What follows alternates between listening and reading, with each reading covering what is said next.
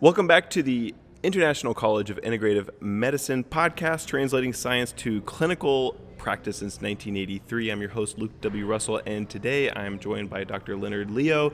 Dr. Leo, thanks for taking some time to sit down and chat with me. Thank you for having me. So could you tell us a little bit about your practice? My practice is in Rockville, Maryland. It's the title of it's called Today's Integrative Health, and I'm an internist that practices integrative medicine, and the majority would say 90% of my practice focuses on integrative medicine. And some of the areas of concentration, or especially I would say, would be the integrative cancer therapeutics with oncology focus, cardiology, and endocrinology in my practice. Now, how do you get into the world, both the integrative world and then oncology? So the integrative world is, I've been playing around with it, dabbling in it for many, many years. And once I retired from the military about a year and a half ago, I said, this is it. I'm going to actually figure this out. And I started an integrative practice with my wife, who she's actually a chiropractor, and she's been in business for 22 years. So I joined her in her office, and it's great because I can actually treat patients now instead of just treating the symptoms and treating what I call sickness care versus health care. Yeah, so did you practice when you were in the military? Was that how that Yes. worked? Okay. How do you feel like that influenced your background in the military influences your work today as a physician?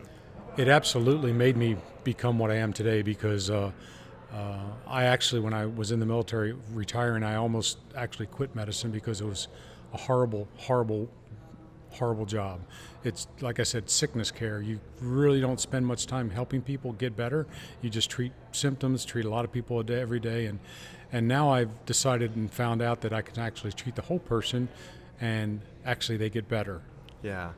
Now, cancer. So that's obviously it's a really big topic in and of itself, but how did you get started working with patients who have cancer?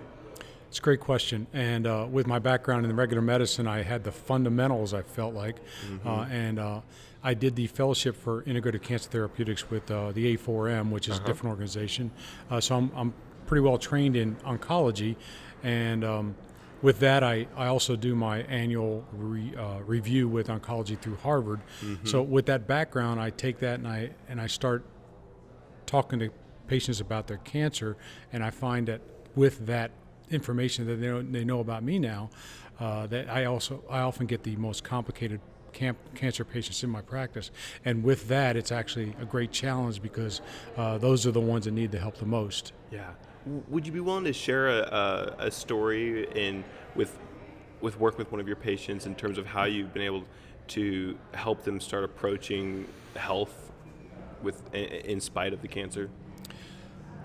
Yes. Well, as you know, may or may not know that sometimes the problem most people in this business of integrative medicine have is compliance. And with a person that doesn't have an end-of-life issue, it's always a challenge. Yeah. One thing that I've noticed with cancer patients is they have a reason to be alive. And I tell them, I say, where there's life, there's hope. And as long as you're on this side of the dirt, that's a great thing. We can make something from that. So with that, I actually I treat all the patients the same. My record so far on a consult is 5 hours with a cancer patient, and that it was an unfortunate situation with a young 52-year-old gentleman who had brain cancer, what they call GBM, glioblastoma multiforme. But nonetheless, they all have a reason to be here, and getting them set up with the whole patient concept of diet, lifestyle, exercise, and then focusing on the other things that we can target cancer treatment towards is the only way to really approach this. And with an anecdotal story I can share with you is most recently I picked up a terminal cancer patient. She presented with end-of-life cancer, stage 4 cancer, which is common. And one thing that we're trying to do with her is just increase her quality of life. She was not able to eat, and one thing with this approach, with the diet is difficult, so we formulated a liquid diet plan for her, but then I introduced the IVs for her, and with the IVs, the husband and the kids said, this is the first time she's actually asked for food. She's hungry. Wow. And so with that, she's not going to live long, unfortunately, and God bless her, she's a trooper, but she's eating now and she's enjoying the light that she has left. That is all I can offer for people sometimes, and for that I'm grateful. When well, before I move on, first it's always so beautiful hearing your doctor's stories like that. And what is what is it you tell patients when they first come to you that you think helps them set up for success? So the fact that we probably have both some people who are would-be patients as well as physicians listening in. What would you say is really important to understand from the outset? Another excellent question, because I had to learn this through the School of Hard Knocks. When I first started, I tried to use the medical approach and it didn't work. Mm-hmm. Well, what I've quickly found out was we all fail. And what you have to do to set that patient up for success, and you have to actually listen to their story. If you don't listen to their story and find out really what they want, and you treat them for what you want, you're going to fail. But what you have to let them know is, look, this is a tough road that we're going to have to go through here together. Together we can do this. I don't know if I know all the answers, and I don't know all the answers, but what I do know is I'll be there for you. As long as you're willing to put the 80% of effort in to do this, I'll be there with you. And I also have to tell them too that with this journey that we're going to be on, you're going to fail, and that's okay. You're going to fall off that wagon. What's more important is, are you going to be able to get back on the wagon? Yeah. What, from a practice standpoint, you mentioned in a very long consultation with one patient a little bit ago. How do you structure that so you're able to spend so much time with your patients? Well, as many people probably know that are in the regular medical practice, we don't have the luxury of that. We get 6 minutes a patient, 40 patients a day sometimes. It's ridiculous. One thing that I can do now, working for myself, is if I see 6 patients a day, that's a big day. And 8 patients a day, that's a huge day. I will schedule a time on both sides of that consult for overrun, just in case. Now, with that patient, I was fortunate that I didn't have anybody backed up against him, so I was able to spend that time with him. And if nothing else, that was therapeutic in itself for the patient. Oh, yeah. And because someone actually listened to him. And I tell people at the outset, I'm not a psychiatrist, but I can also tell you that I've been through many boxes of tissues that go out on the table, because oftentimes what people want is they just want to be listened to. Yeah. And so I let them go. I'll be back with more from my interview with Dr. Leo in a little bit. First, let's listen in to what ICIM's Executive Director, Wendy Chappell, has to share. Hello, everyone, and thank you, Luke. I want to start by reading our mission statement from our website, ICIMED.com. The International College of Integrative Medicine is a community of dedicated physicians who advance innovative therapies in integrative medicine by conducting educational conferences, supporting research, and cooperating with other scientific organizations while always promoting the highest standards of practice. Now that sounds very nice, and it is really what we do, line by line. It's how we spend our time and our budget. But I think the most important thing to know about ICIM is that when people are part of ICIM, they connect with each other in a very special way. They are able to find like-minded healers who can speak their language and who share their obsessive love of science. I call it obsessive because it seems like all you guys want to do is learn. And they support each other emotionally in a scene that can be quite isolating for a lot of our docs.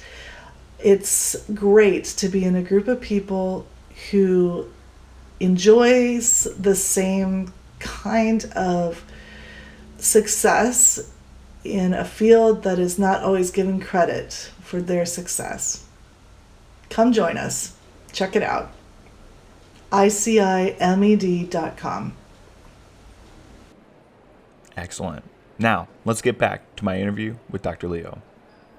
What new things have you been uncovering over the last year or two? How to treat every day. It's how to treat these patients, how to deal Yeah. with them. That's the new part for me. And then when I go to the conferences like the International College of Integrative Medicine and others, what we learn about there are some other techniques, some different things. Like, a great adjunct is low dose naltrexone. That's great for a lot of the patients. Melatonin, IV therapy. I've been trained and certified in the IV world, and it's been extremely helpful. Very, very helpful for all patients, including terminal patients. Wow. And you've been a physician for many years. How do you feel like you've, beyond really moving into the integrative world, how do you feel like you've transformed as a physician? Primo non nocere. First, do no harm. I actually practice that now. Before you said the words but didn't know what it really meant. But now I have compassion and empathy for patients. Before it was a schedule, and it was like, get on to the next one, get the day over with. Now it's compassion, empathy, and not necessarily sympathy, but empathy for a patient, and actually understanding what they're going through, even though you may not be going through it yourself, because someday you may be. Yeah. When you're sitting down and you're listening to a patient, what do you feel like are really important factors in helping the patient? Maybe if there's certain questions that you have found are particularly powerful, or maybe it's how you set up the meeting. What I'm trying to get at is, it sounds like your patients really appreciate your demeanor and the way you allow them to share in these consultations. And what I'm trying to get at is do you have any thoughts on how physicians can do a better job listening other than shutting their mouths? Yeah. That's an individual. There's an individual approach there, and the best way I can explain that to someone is, how do you want your mother to be treated? Mm-hmm. People have probably heard that a lot, but when your family comes to you as a physician and say, I just saw my doctor and he followed the standard 18-second rule before he reached his hand for the door, Yeah. you probably want to have your family treated better than that. And when I hear that story, which has happened to my family, I then translate that into, I want to treat my patients like I would like to be treated and like my family would like to be treated. And that's the best way I can translate that to another physician. And understand that if you catch on fire, people come from miles around to watch you burn. So it doesn't matter. The money is not, if they're in this for the money, they're in it for the wrong reason. Yeah. What therapies have you seen to be particularly helpful in treating your patients who have cancer? Nothing can be done without the diet. Mm-hmm. Diet, lifestyle, and exercise are the base foundation for every patient. The adjuncts to that are the IV therapy. The IV therapy is a great adjunct because once you get diet, lifestyle, and exercise on board, which includes some supplementation, that is where we start. But the IV therapy actually has been, as they say, a game changer for patients, because once I got trained on that and learned how to do it, now I can actually get people to the next step. I can do things like that 78-year-old pancreatic cancer patient I talked about. You can actually let them have a meal one day. Wow. And actually do things for them, because the therapies in the IV therapy are given more immediate effect. They are more direct, and they don't have as much problem, absorbing in the body like going through the stomach does. Yeah. And what would you say to the individual who kind of wants to have their foot in both worlds? Maybe they want to do chemotherapy because they're scared to not do what their oncologist told them to do, but they also feel like there's more that what would you say to that person? That's every patient that comes in my office. Every patient is like that because they're trained in the traditional medical model, and their oncologist normally gets them first. And there is that big push on that side. So they come to me with that information. So they are in both worlds already. And I tell them, I actually ask them, I don't tell them, I tell them what I think, and I said, what would you like to do? It's actually up to the patient to decide. If they decide to go with the chemotherapy, the radiation, or the surgery, go for it. That's yours. I said, I'll be here for you. I said, you have full autonomy in all of your decisions. It doesn't matter what anybody else says. It's your decision. If you don't want to do anything and you want to end this today, that is entirely up to you. It's your decision. And I'll support them 110%. Do you have patients that continue through chemotherapy while also working with you on diet, lifestyle, and exercise, and IV therapies? Absolutely, absolutely. Most people end up doing that, except for a couple of people who actually decided not to do the therapy, the chemotherapy. Had a 95-year-old woman come to me with stage 4 invasive ductal carcinoma, and I was her third opinion. And she says, Doc, what should I do? I said, well, what would you do? What would you do? And she says, well, I don't want to do anything. I said, there's your answer. So we work strictly on, I have her on IVs, and she's still going. Wow. And what would you do at 95? I don't think I would have surgery here. I mean, I don't think I would. Yeah. Yeah, that's pretty late in life to go for that. She won the game already. Yeah, that's really amazing. What do you wish you would have learned in your medical training that maybe you would love for current med students or doctors fresh off a residency? What do you think you'd love for them to hear? How to actually be a physician and not just pay lip service to it. Because everyone goes to medical school, most people go to medical school with the altruistic outlook on saving the world until they get into medical school and they find out that it's all about getting to the next level, getting ahead of that next person, doing the best, and getting beat up, instead of learning how to be a physician, how to be a doctor, how to be a compassionate person. Yeah. That's what I wish they would learn. Now, do you have any other thoughts for maybe integrative physicians that haven't worked with too many patients that have cancer? Do you have any other thoughts you'd love to share with those physicians? Hang in there. Stick with it. It's the most amazing, gratifying, fulfilling, difficult job you'll ever have and love. Yeah. And now, have you been to any previous ICIM meetings? This is my first one. It's your first one. What are your thoughts? What's first impressions? First impressions are amazing. This is the first integrative type meeting I've been to where people actually aren't trying to outdo each other. It's a very collegial environment, unlike some other organizations which, again, speak the talk but they don't walk the walk. These people here actually, it's a great crew here. That's awesome. What do you feel like being here at this conference? How do you envision that affecting you as you go back into your practice? I will take some of the things I learned here regarding some different IV protocols and administer those and involve those in my practice. Have you had a chance to maybe collaborate at all with any of the physicians here to kind of maybe you were discussing a particular case or something like that? Have you had that experience here yet? Not necessarily that, but I've talked to some people about practice management and those types of things, just to find out kind of like where I'm at and if I'm out there or too undercutting people, overcutting people, or whatever. But as far as case collaboration, I haven't done that yet. No.